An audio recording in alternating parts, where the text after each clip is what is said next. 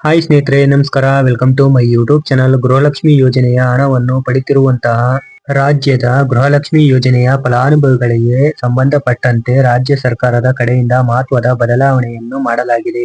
ಇನ್ನು ಮುಂದೆ ಗೃಹಲಕ್ಷ್ಮಿ ಯೋಜನೆಯ ಹಣವನ್ನು ನೀವು ಪಡ್ಕೊಳ್ಬೇಕು ಅಂದ್ರೆ, ಇನ್ನು ಮುಂದೆ 2,000 ಹಣವನ್ನು ಪಡಿಬೇಕು ಅಂತ ಅಂದ್ರೆ ಗೃಹಲಕ್ಷ್ಮಿಯ ಫಲಾನುಭವಿಗಳು ಮತ್ತೆ ಪುನಃ ಹೊಸದಾಗಿ ಅಪ್ಲಿಕೇಶನ್ ಅನ್ನು ಹಾಕಬೇಕು ಅನ್ನೋ ನಿಯಮವನ್ನು ಹೊಸದಾಗಿ ಇವಾಗಲೇ ಮಾಡಿದ್ದಾರೆ. ಇದಕ್ಕೆ ಸಂಬಂಧಪಟ್ಟಂತೆ ಯಾವಾಗಿನಿಂದ ಗೃಹಲಕ್ಷ್ಮಿ ಯೋಜನೆಯ ಹೊಸ ಅಪ್ಲಿಕೇಶನ್ ಹಾಕಬೇಕಾಗುತ್ತೆ, ಇದರ ಬಗ್ಗೆ ಕೂಡ ಮಾಹಿತಿಯನ್ನು ತಿಳಿಸ್ಕೊಡ್ತಾ ಹೋಗ್ತೀನಿ. ಇದರ ಜೊತೆಗೆ 31ನೇ ಕಂತಿನ ಹಣ ಕೂಡ ಯಾವಾಗ ಬಿಡುಗಡೆ ಮಾಡ್ತಾರೆ ಅಥವಾ ಮಾಡೋದಿಲ್ವೋ ಅಂತ ಅಂದ್ರೆ, ಈಗಾಗಲೇ ಕೆಲವೊಂದಿಷ್ಟು ಗೃಹಲಕ್ಷ್ಮಿ ಯೋಜನೆಯ ಫಲಾನುಭವಿಗಳಿಗೆ 31ನೇ ಕಂತಿನ ಹಣ ಕೂಡ ಜಮಾ ಆಗಿದೆ. ಇನ್ನು ಕೂಡ ಬಹಳಷ್ಟು ಗೃಹಲಕ್ಷ್ಮಿ ಯೋಜನೆಯ ಫಲಾನುಭವಿಗಳಿಗೆ 31ನೇ ಕಂತಿನ ಹಣ ಕೂಡ ಇನ್ನು ಬಾಕಿ ಉಳಿದಿದೆ. ಹಾಗಾದರೆ 31ನೇ ಕಂತಿನ ಹಣವನ್ನು ಏನ್ ಪೆಂಡಿಂಗ್ ಉಳಿದಿತ್ತು, ಆ ಹಣವನ್ನು ಮತ್ತೆ ಜಮಾ ಮಾಡ್ತಾರೋ ಇಲ್ವೋ ಅದ್ರ ಬಗ್ಗೆ ಕೂಡ ಈ ವಿಡಿಯೋದಲ್ಲಿ ತಿಳಿಸಿಕೊಡ್ತೀನಿ. ಅದಕ್ಕೂ ಮುಂಚೆ ಈ ವಿಡಿಯೋಗೊಂದು ಲೈಕ್ ಕೊಟ್ಟು ನಮ್ಮ ಚಾನಲ್ಗೆ ಇನ್ನೂ ಯಾರು ಸಬ್ಸ್ಕ್ರೈಬ್ ಮಾಡಿಲ್ವೋ ಬೇಗ ಸಬ್ಸ್ಕ್ರೈಬ್ ಮಾಡ್ಕೊಳ್ಳಿ. ಇದೇ ತರ ಸಪೋರ್ಟ್ ಮಾಡ್ತಾ ಇರಿ. ಇವಾಗ ಗೃಹಲಕ್ಷ್ಮಿ ಯೋಜನೆಯ 2,000 ರೂಪಾಯಿ ಹಣವನ್ನು ನೀವು ಪಡಿಬೇಕು ಅಂತ ಅಂದ್ರೆ, ಗೃಹಲಕ್ಷ್ಮಿ ಯೋಜನೆಯ ಮಹಿಳೆಯರು ಮತ್ತೊಮ್ಮೆ ಅಪ್ಲಿಕೇಶನ್ ಅನ್ನು ಹಾಕಬೇಕಾಗುತ್ತದೆ.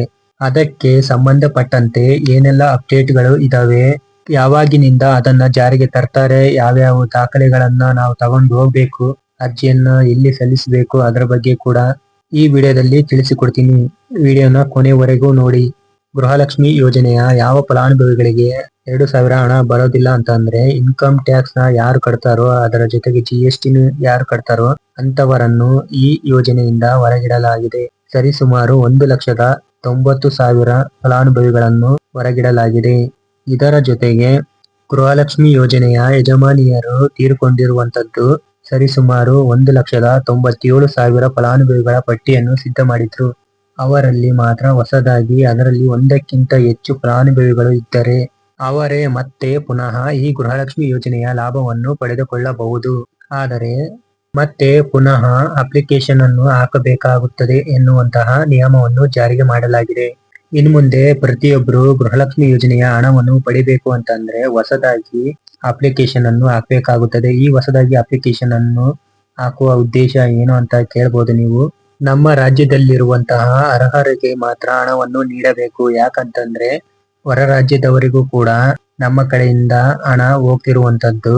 ಇದರ ಜೊತೆಗೆ ಡೂಪ್ಲಿಕೇಟ್ ದಾಖಲೆಗಳನ್ನು ಕೂಡ ಹೊಂದಿದ್ದಾರೆ. ಇದರ ಜೊತೆಗೆ ಏನು ಮರಣ ಹೊಂದಿರುವಂತಹ ಖಾತೆಗಳಿಗೂ ಕೂಡ ಹಣ ಹೋಗ್ತಿರುವಂತದ್ದು. ಮತ್ತೆ ಒಂದೇ ಮನೆಯಲ್ಲಿ ಒಂದೇ ಕುಟುಂಬದಲ್ಲಿ ಒಬ್ಬರಿಗೆ ಮಾತ್ರ ಲಾಭವನ್ನು ನೀಡುವಂತಹ ಉದ್ದೇಶದಿಂದ ಎಲ್ಲವನ್ನು ಕೂಡ ಪರಿಷ್ಕರಣೆಯನ್ನ ಮಾಡುವಂತಹ ಕಾರಣಕ್ಕಾಗಿ ಇದನ್ನ ಮಾಡ್ತಿದ್ದಾರೆ. ಮುಂದಿನ ದಿನಗಳಲ್ಲಿ ಹೊಸ ಅಪ್ಲಿಕೇಶನ್ ಗಳನ್ನು ಕೂಡ ಪ್ರಾರಂಭ ಮಾಡಲಿದ್ದಾರೆ. ಇದರಲ್ಲಿ ಯಾವ ದಾಖಲೆಗಳನ್ನ ಕೇಳ್ತಾರೆ ಅಂತ ಅಂದ್ರೆ, ಮೊದಲನೇದಾಗಿ ಆಧಾರ್ ಕಾರ್ಡ್ ಸಂಖ್ಯೆ. ಈ ಒಂದು ಯಾರೆಲ್ಲ ಅಪ್ಲಿಕೇಶನ್ ಹಾಕ್ತಾರ ಇದ್ದಾರೆ ಅವರ ಒಂದು ಆಧಾರ್ ಕಾರ್ಡ್ ಸಂಖ್ಯೆ ಆಗಿರ್ಬೋದು, ಮತ್ತೆ ಅವರ ಗಂಡನ ಆಧಾರ್ ಕಾರ್ಡ್ ಸಂಖ್ಯೆಯನ್ನು ತಗೊಳ್ತಾರೆ. ಬ್ಯಾಂಕ್ ಅಕೌಂಟ್ ನಂಬರ್ ನೀಡಬೇಕಾಗುತ್ತದೆ. ಇದರ ಜೊತೆಗೆ GST ಇನ್ಕಮ್ ಟ್ಯಾಕ್ಸ್ ಬಗ್ಗೆ ಕೂಡ ಮಾಹಿತಿಯನ್ನು ಕೇಳ್ತಾರೆ. ಅಕಸ್ಮಾತ್ ನೀವೇನಾದ್ರೂ ಇನ್ಕಮ್ ಟ್ಯಾಕ್ಸ್ ಅಥವಾ GST ನ ಪೇ ಮಾಡೋರು ಇದ್ದಿದ್ರೆ ಯಾವುದೇ ಕಾರಣಕ್ಕೂ 2,000 ಹಣ ನಿಮಗೆ ಬರುವಂತದ್ದಲ್ಲ. ಗೃಹಲಕ್ಷ್ಮಿ ಯೋಜನೆಯ ಫಲಾನುಭವಿಗಳು ಯಾರ್ಯಾರು ಹಣ ಪಡಿತಾರೋ ಅವರು ಮತ್ತೆ ಮರು ಅಪ್ಲಿಕೇಶನ್ ಅನ್ನು ಹಾಕಬೇಕಾಗುತ್ತದೆ ಮತ್ತು ಬಯೋಮೆಟ್ರಿಕ್ ಕೂಡ ಮಾಡಿಸಬೇಕಾಗುತ್ತದೆ. ಒಟ್ಟಾರೆ ಗೃಹಲಕ್ಷ್ಮಿ ಯೋಜನೆಯ 2,000 ಹಣವನ್ನು ಯಾರು ಪಡಿತಾರೋ ಅವರೆಲ್ಲ ಪುನಃ ಮತ್ತೆ ಹೊಸದಾಗಿ ಅಪ್ಲಿಕೇಶನ್ ಅನ್ನು ಹಾಕಬೇಕಾಗುತ್ತದೆ. ಮುಂದಿನ ದಿನಗಳಲ್ಲಿ ಗ್ರಾಮ ಒನ್ ಅಥವಾ ಕರ್ನಾಟಕ ಒನ್ ಸೇವಾ ಕೇಂದ್ರಗಳಲ್ಲಿ ಮುಂದಿನ ದಿನಗಳಲ್ಲಿ ಚಾಲ್ತಿಯಲ್ಲಿ ತರಲಿದ್ದಾರೆ. ಗೃಹಲಕ್ಷ್ಮಿ ಯೋಜನೆಯ 31ನೇ ಕಂತಿನ ಹಣವನ್ನು ಹೋಲ್ಡ್ ಅಲ್ಲಿ ಇಟ್ಟಿದ್ದಾರೆ. ಈ ಹಣ ನಿಮಗೆ ಜಮಾ ಆಗಂಗಿಲ್ಲ.